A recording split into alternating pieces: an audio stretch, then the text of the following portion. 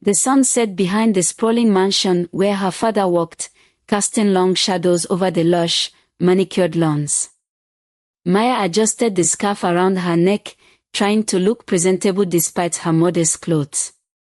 At 18, she carried herself with a quiet confidence, her sharp mind and determination shining through her gentle demeanor. Her father, James, had spent years driving for the wealthy Johnson's family, a role that demanded long hours and unquestioning loyalty. Tonight, Maya accompanied her father to a high society party. As she stepped out of their old, battered car, her eyes widened at the sight of the grandeur. The estate sparkled with fairy lights, and waiters dressed in crisp uniforms moved effortlessly through the crowd of elite guests. Maya felt out of place in this world of luxury but tried to hide her discomfort. "Stay close to me," James whispered as they walked toward the servants' quarters at the back of the mansion. "These people, they're not like us." Maya nodded, her heart racing. She knew this evening wasn't about her. She was there to help her father and avoid drawing attention. But fate had other plans. Inside the mansion, laughter and music echoed through the grand halls. Among the crowd were Ethan, Emeka, and Femi, the privileged sons of the city's wealthiest families. Known for their arrogance and reckless behavior, they thrived on attention and enjoyed wielding their power over anyone they considered beneath them. The three boys leaned against the marble bar, sipping expensive cocktails and scanning the room for entertainment. When their eyes landed on Maya, a smirk spread across Ethan's face. "Who's that?" he asked, nudging Emeka. "Driver's daughter," Emeka replied dismissively. "Not worth your time." But Ethan wasn't one to let a potential source of amusement slip by. "Let's see if she can handle us." Minutes later, Maya found herself reluctantly engaged in conversation with the boys. They bombarded her with questions, their tone dripping with condescension. "So, Maya," Femi drawled, "do you clean cars like your dad?" "No," Maya replied calmly, her voice steady. "But I'm studying to become an engineer." The boys burst into laughter. "An engineer?" Ethan scoffed. "And where do you plan to work?" "Fixing our air conditioners." Maya's cheeks burned, but she refused to let them see her falter. "One day," she said firmly, "I'll build something you depend on." The boldness of her response silenced them for a moment. Then Ethan, not one to be outdone, sneered, "We'll see about that." Their laughter echoed as they walked away, leaving Maya standing alone. She felt a mix of anger and humiliation but quickly pushed it aside. This wasn't her world, and she had no desire to let their cruelty define her. She turned to look for her father, eager to leave. Unbeknownst to her, the boys weren't done. Ethan, still fuming from her defiance, hatched a plan. "Let's teach her a lesson," he whispered to his friends, his voice laced with malice. The other two nodded, their expressions darkening. Maya didn't realize that her courage had painted a target on her back. As the party continued, the seeds of a life-altering tragedy were sown.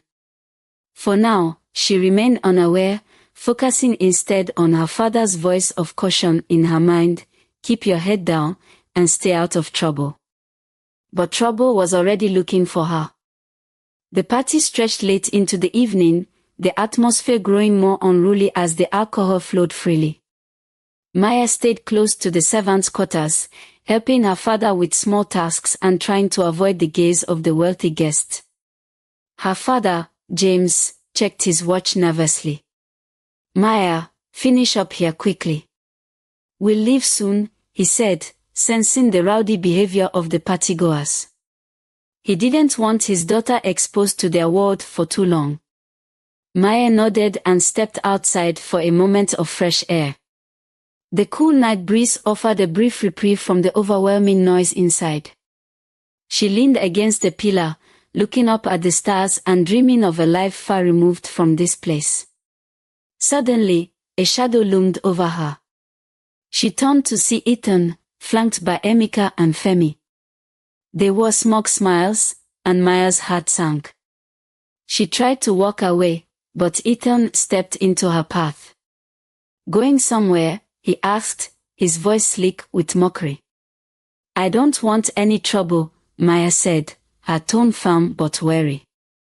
She attempted to move past them again, but Femi grabbed her arm, his grip uncomfortably tight. "Relax," Femi said, his tone falsely friendly. "We just want to talk." Fear shot through her as she looked into their eyes, realizing this was no innocent encounter.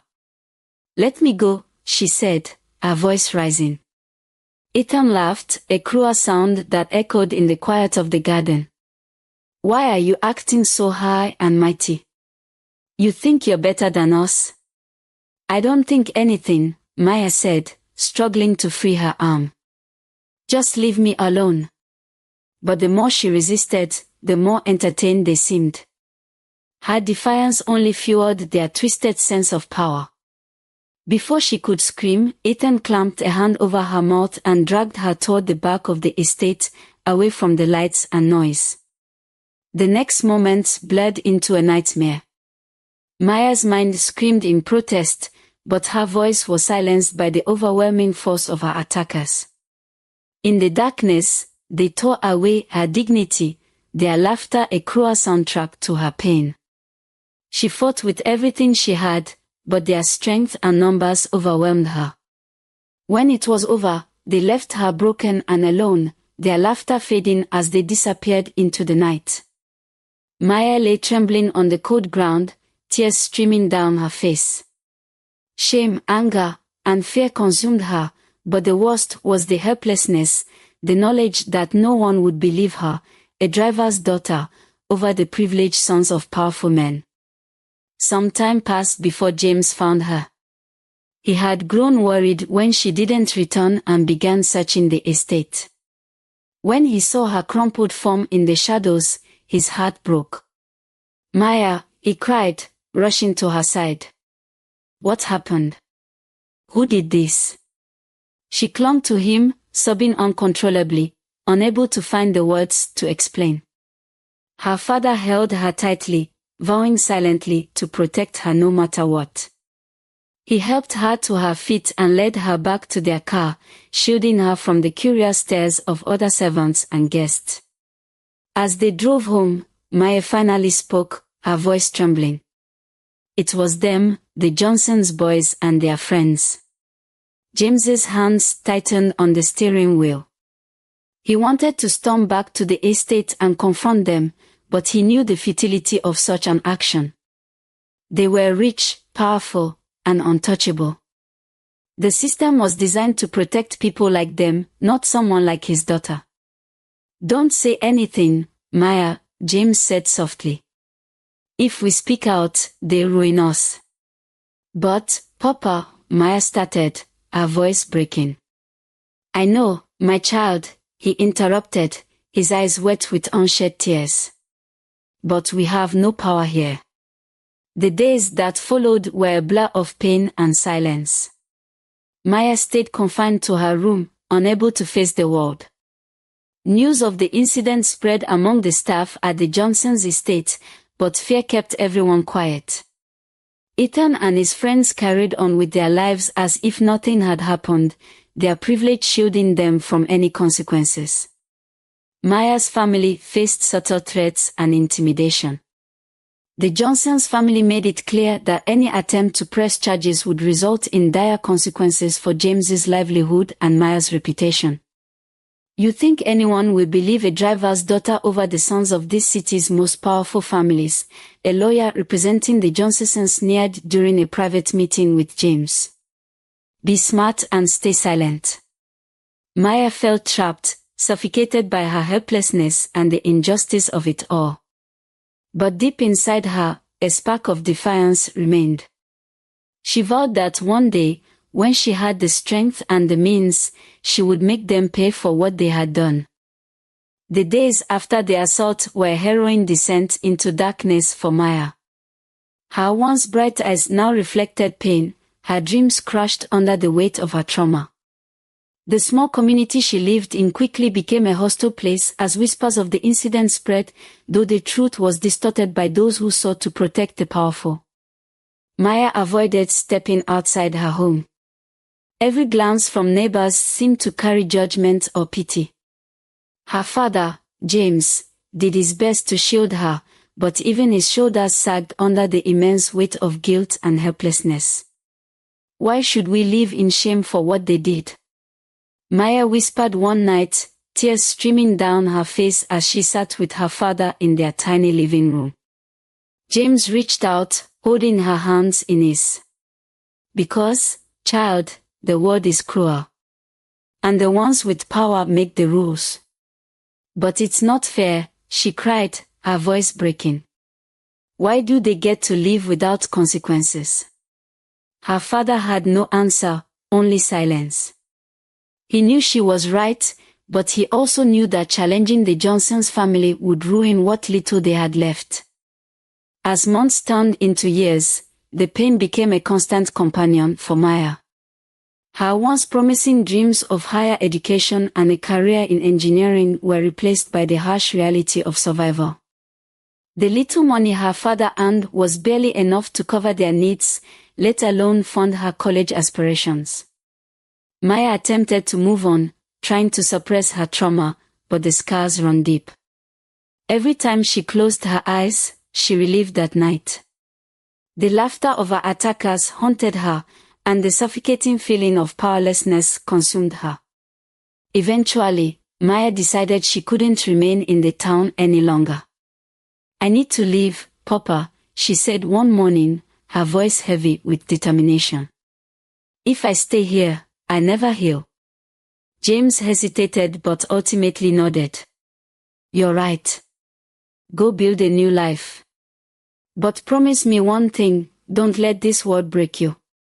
She promised. With just a small bag of belongings and a heart full of pain, Maya left for the city. The bustling streets of Lagos were a stark contrast to the suffocating small town she had left behind. Here, she was just another face in the crowd, and the anonymity felt like a bomb to her wounded soul. Maya found work as a waitress in a small cafe, the long hours and meager pay barely enough to cover her rent and food. But she was determined.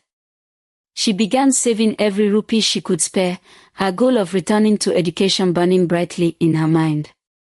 By night, she read borrowed textbooks under the dim light of her single-room apartment. She devoured knowledge, reminding herself of the ambitious girl she once was. Slowly, her focus shifted from her pain to her purpose. I'll make something of myself, she whispered to herself one night. And when I do, I'll make them pay. It was during her work at the cafe that Maya's life took a pivotal turn. One day, she overheard a conversation between two patrons about a local lawyer who was making waves by representing marginalized communities. Inspired, Maya mustered the courage to visit the lawyer's office. The lawyer, an empathetic woman named Neka, listened to Maya's story without judgment. You've been through hell, Neka said, her eyes soft but resolute. And you've survived. That's strength, Maya. What do you want to do now? I want to fight, Maya said, her voice steady for the first time in years. Not just for me, but for others like me. Neka encouraged her to pursue a degree in law, even offering to mentor her.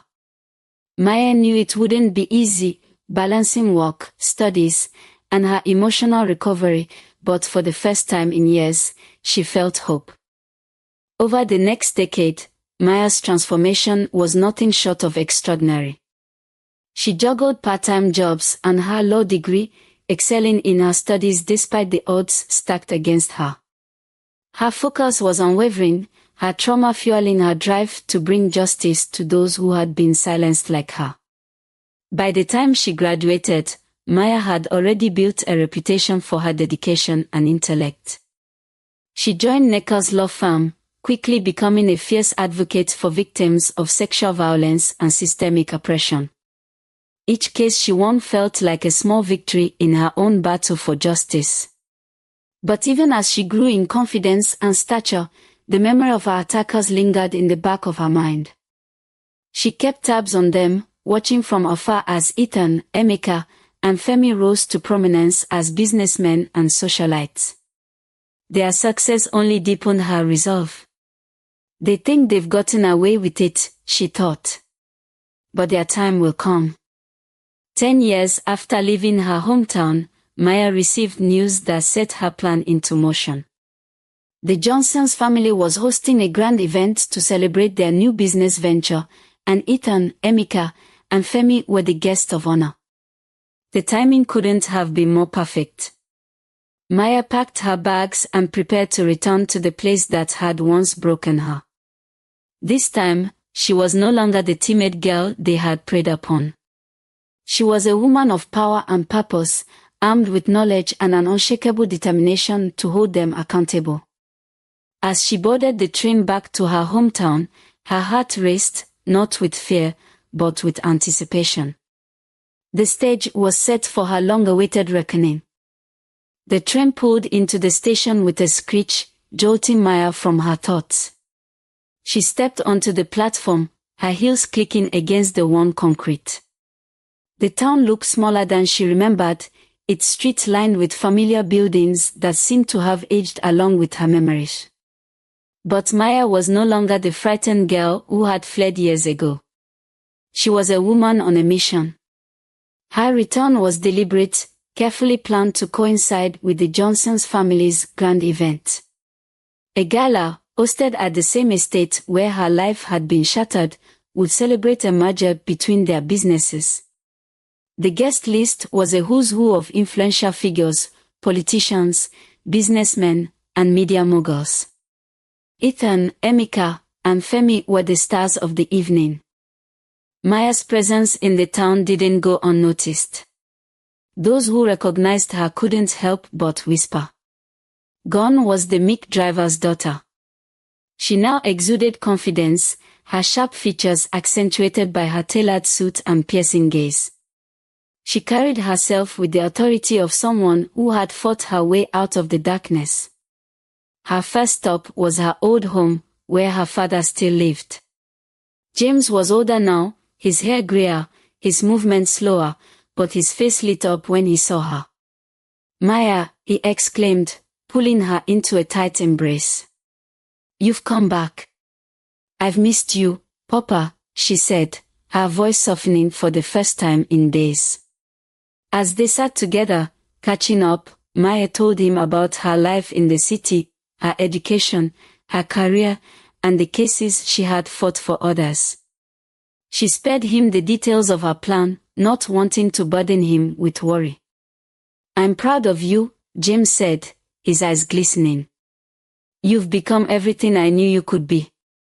Maya smiled but didn't let herself linger in sentimentality.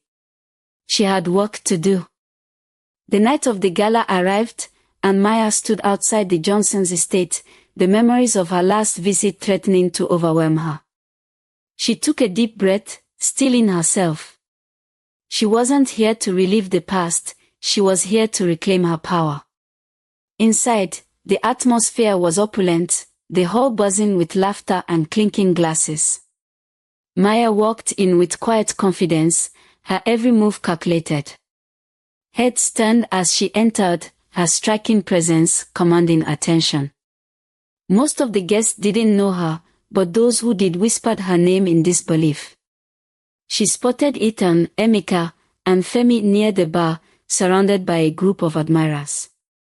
They looked older but just as smug, their laughter echoing through the room. Maya's heart raced, but she forced herself to remain composed. Tonight wasn't about raw emotion, it was about strategy. Maya had spent weeks preparing for this moment. She had dug into their lives, uncovering a web of corruption, illegal business deals, and scandals. The evidence she had gathered wasn't just about their crimes from that fateful night, It painted a broader picture of their abuse of power over the years. Her first move was subtle. She approached a journalist she had invited to the gala under the pretense of exposing a corporate scandal. The journalist, intrigued by Maya's reputation, agreed to publish a series of articles based on the evidence she had provided. As the night progressed, Maya began planting seeds of doubt among the guests. She struck up conversations with influential figures, dropping hints about the Johnson's less than savory past. Her words were careful, calculated to sow suspicion without revealing too much. Toward the end of the evening, Maya made her way to the trio. Their expressions shifted from confusion to recognition as she approached. "Maya," Ethan said, his neck faltering. "What are you doing here?" "I came to congratulate you," she said, her tone icy. "It seems you've built quite a legacy." Emeka's eyes narrowed. "Why do I feel like you didn't come here just to celebrate?" Maya leaned in, her voice low but firm. "You're right. I'm here to remind you of the night you thought you could destroy me." Their faces paled as her words sank in. For the first time, they looked unsettled. "You can't prove anything," Femi snapped, his bravado cracking. "That was years ago." Maya smiled, a cold, calculated smile. "Maybe I can, maybe I can't. But let's see how the world reacts when they hear my story." Before they could respond, she turned on her heel and walked away, leaving them to stew in their growing panic. The next morning, the headlines hit. Articles detailing the Johnsons' illegal dealings and abusive behavior dominated the news cycle. Maya's story was carefully woven into the narrative, presented in a way that avoided naming her directly but painted a vivid picture of their crimes. Social media exploded with outrage, demanding accountability. Victims of the trio's other misdeeds began coming forward, emboldened by the exposure.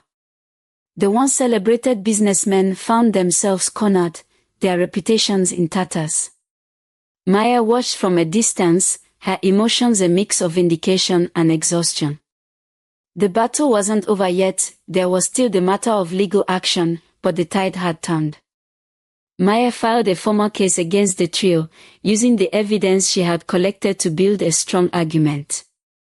The Johnsons tried to use their wealth and connections to suppress the case, but public opinion was no longer on their side. Activists and media outlets rallied behind Maya, amplifying her voice and ensuring the case stayed in the spotlight. The legal proceedings were long and grueling, but Maya's preparation and resilience paid off. The court found the trio guilty of multiple crimes, including assault, fraud, and witness intimidation. Their sentences were severe, stripping them of their freedom and tarnishing their family's legacy. Maya's return had sent shockwaves through the community, dismantling the facade of invincibility that had protected her attackers for so long. The girl they had tried to silence had become their greatest undoing. The courtroom was packed, the air heavy with tension. Every seat was filled, and cameras from major news outlets lined the back wall. Maya stood at the plaintiff's table, calm but resolute. This was the culmination of years of pain, preparation, and perseverance. Across the room, Ethan, Emeka, and Femi sat with their high-priced legal team, their expressions betraying a mix of fear and defiance. Maya's lawyer, Neka, opened with a powerful statement. "This case is about accountability, power, and the abuse of privilege." The defendants thought their wealth and influence would shield them from justice. "Today, we proved them wrong." The prosecution began to methodically present the evidence Maya had spent years gathering. Emails, bank records, and witness testimonies painted a damning picture, not just of the assault that had changed Maya's life but of a pattern of criminal behavior spanning decades. One by one, witnesses took the stand. First was a former employee of the Johnsons family, a maid who had been silenced years ago after witnessing Ethan's violent behavior toward another young woman. She recounted the threats and bribes she had faced, her voice trembling but steady. "I was too scared to speak back then," she said, looking at Maya. "But seeing you fight, it gave me the courage to tell the truth." Next came Emeka's former business partner, who testified about fraudulent activities and embezzlement schemes. His testimony tied their financial crimes to a broader web of corruption, exposing the trio's arrogance and carelessness. The most powerful moment came when Maya herself took the stand. She recounted the events of that fateful night with clarity and emotion, sparing no detail about the assault or its aftermath. Her voice didn't waver, even as the defense tried to discredit her. "I was broken," she admitted, her gaze fixed on the jury. "But I refused to let that be the end of my story. This isn't just about me. It's about everyone who has suffered in silence because people like them believe they are untouchable." The defense lawyers attempted to paint Maya as vengeful and unreliable, but their tactics backfired. The evidence was overwhelming, and their arguments seemed hollow in the face of Maya's strength and the growing public outrage. In a desperate move, Ethan took the stand to testify in his own defense. His arrogance, however, proved to be his undoing. Under cross-examination by Nneka, he stumbled, contradicting himself and inadvertently confirming key details of the prosecution's case. The courtroom murmured as the realization set in: the truth was undeniable. Outside the courtroom, protesters gathered, holding signs demanding justice. The case had sparked a nationwide conversation about privilege, corruption, and sexual violence. The Johnsons' once flawless reputation was now in shambles. Their businesses faced boycotts, and investors pulled out of deals.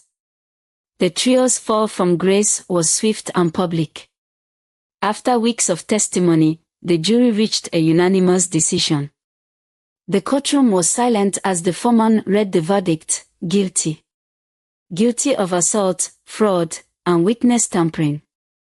The sentences were harsh: years in prison, hefty fines, and the loss of their business licenses. Maya exhaled, the weight of the years finally lifting from her shoulders. Justice had been served, not just for her but for everyone who had suffered because of their unchecked power. Later that evening, Maya stood outside the courthouse, the cool night air brushing against her skin. Reporters surrounded her, microphones thrust forward, but she didn't shy away. "What do you want people to take away from this case?" one journalist asked. Maya paused before answering, her voice calm but firm. "This isn't just about me or them. It's about breaking the cycle of silence and fear. No one should be above the law, no matter how rich or powerful they are." Her words resonated, sparking applause from the crowd. Maya had become more than just a survivor, she was now a symbol of justice and resilience. Despite the victory, Maya knew her journey wasn't over. The scars of her trauma would always remain, but she was determined to use her experience to help others. She returned to the city and founded a non-profit organization dedicated to supporting survivors of sexual violence and advocating for systemic change. The organization, named Phoenix Rising, quickly gained traction. Through legal aid, counseling, and awareness campaigns, it became a beacon of hope for countless individuals. Months later, Maya returned to the Johnsons' estate one last time. The grand mansion, now abandoned and falling into disrepair, stood as a haunting reminder of her past. She walked through the overgrown gardens, her footsteps echoing in the silence.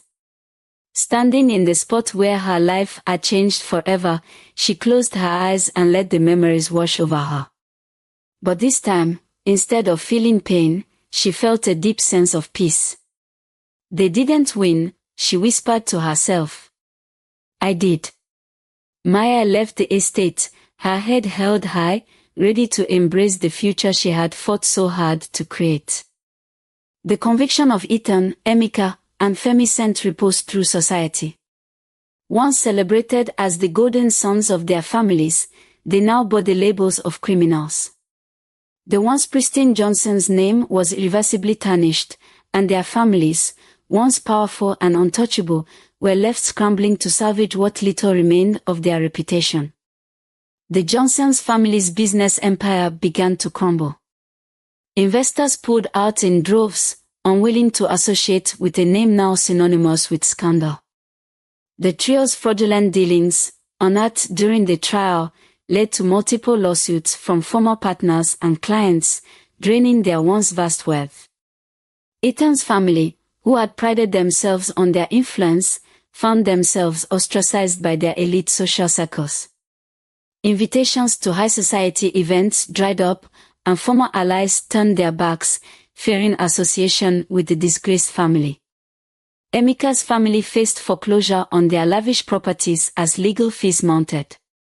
Femi's father, a prominent politician, was forced to resign amid mounting public pressure. Prison life was a stark contrast to the life of privilege the trio had always known. Ethan, who had thrived on control, now faced a world where his wealth and power meant nothing. Emeka, who had always relied on his charm to manipulate others, found himself isolated and despised. Femi, the quietest of the three, struggled to adapt to the harsh realities of prison life. Inside those walls, they were no longer the kings of their domain. Other inmates, aware of their crimes, made their lives difficult. For the first time, they felt the fear and helplessness they had inflicted on others. Back in their hometown, the community that had once revered the Johnson's family found its voice. People who had been silenced by fear began speaking out about years of mistreatment and exploitation. Former employees of the family shared their stories, revealing a long history of abuse of power. For Maya, watching their downfall brought a complex mix of emotions. She had fought for this moment for years, but it didn't bring the sense of triumph she had expected.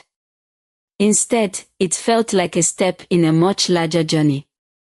Sitting in her office at Phoenix Rising, she wrote in her journal, a habit she had adopted to process her emotions. Justice isn't about revenge, she wrote. It's about accountability. About making sure no one else has to endure what I did. This isn't the end, it's the beginning of something much bigger. Maya poured herself into her work, using her platform to highlight systemic issues and push for legal reforms. She spoke at universities, rallies, and conferences, sharing her story and inspiring others to fight for change. Years later, Maya found herself reflecting on her journey. She visited her father, now retired and living a peaceful life in the home she had bought for him. They sat together in the garden, sipping tea as the sun set. "I still can't believe how far you've come," James said, his voice filled with pride. "You've changed so many lives." Maya smiled, her gaze fixed on the horizon. "I couldn't have done it without you, Papa. You believed in me when I couldn't believe in myself." James reached out, placing a hand on hers.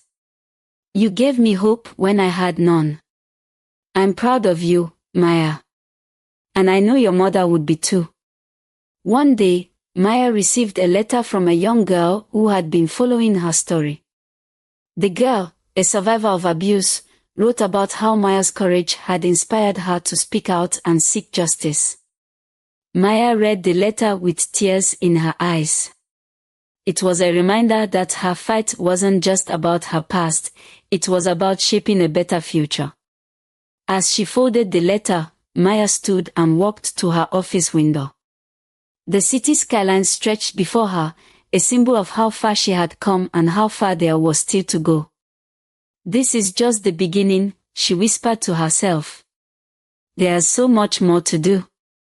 The road ahead was still long, but Maya was ready. She had found her voice, her strength, and her purpose.